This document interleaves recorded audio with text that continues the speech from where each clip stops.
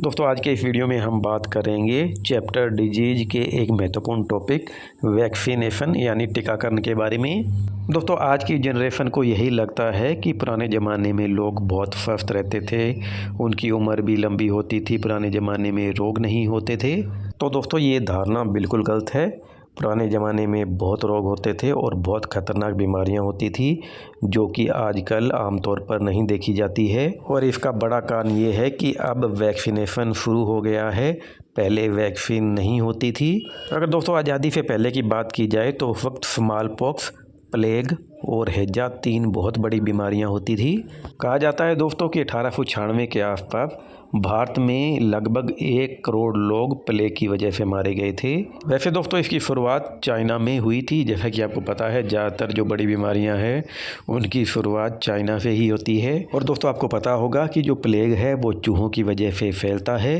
दोस्तों चाइना से ये इन्फेक्टेड चूहे जो थे वो पानी के जहाज़ के द्वारा यूरोप के देशों में और उसके बाद में भारत में पहुंचे थे और सबसे ज़्यादा इसका नुकसान भी भारत को ही हुआ था। इसी तरीके से दोस्तों स्मॉल पॉक्स की वजह से भी लाखों लोग मरते थे। लेकिन 1749 यानी 1749 में एक महान वैज्ञानिक का जन्म हुआ और इसका नाम था एडवर्ड जेनर।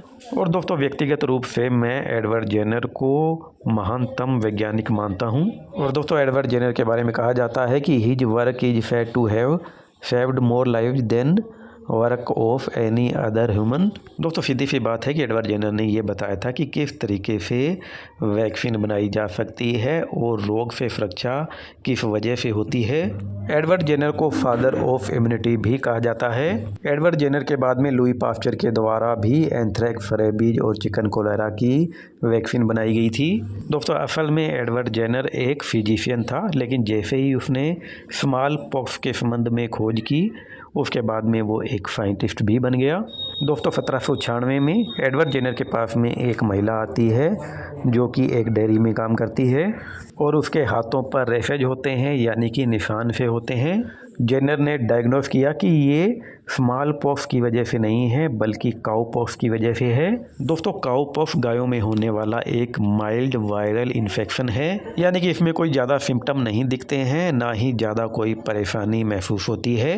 अब दोस्तों एडवर्ड जेनर एक ऑब्जर्वेशन करता है, एनालिसिस करता है कि जो लोग डेयरी में काम कर रहे होते हैं या जिनको पहले काउ पॉक्स रोग हो जाता है उनको स्मॉल पॉक्स नहीं होता है, और अगर होता भी है तो बहुत माइल्ड सिम्टम दिखाता है।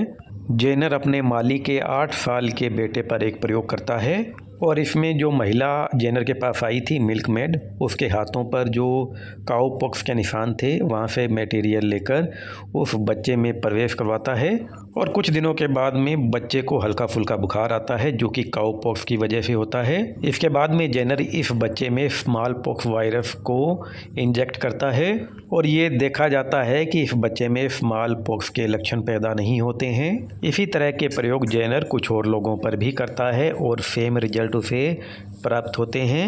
अब दोस्तों जानते हैं कि ऐसा किस वजह से होता है।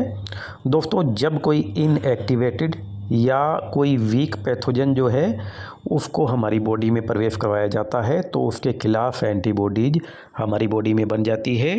अब ये पैथोजन जो होते हैं वो इनएक्टिव होते हैं या वीक होते हैं, इस वजह से हमारी बॉडी को तो नुकसान नहीं होता है, लेकिन फ़ायदा ये हो जाता है कि इसके विरुद्ध एंटीबॉडी हमारे शरीर में बन जाती है।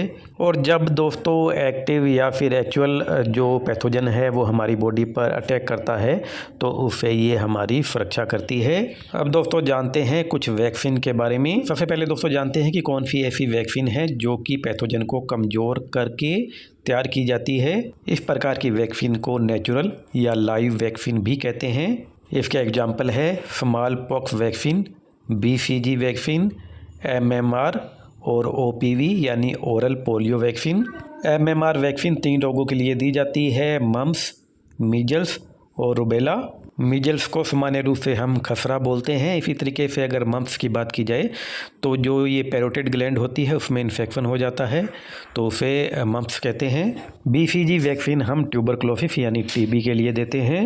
दूसरे टाइप की वैक्सीन वो होती है जिसमें किसी पैथोजन जैसे कि किसी बैक्टीरिया या वायरस को मारकर या इनएक्टिव कर बॉडी में प्रवेश करवाया जाता है और इसके एग्जाम्पल है रेबीज, इन्फ्लुएंजा, न्यूमोनिया और कोलेरा यानी कि इन रोगों में जो वैक्सीन दी जाती है उनमें पैथोजन को इनएक्टिव या किल्ड स्टेट में बॉडी में प्रवेश करवाया जाता है।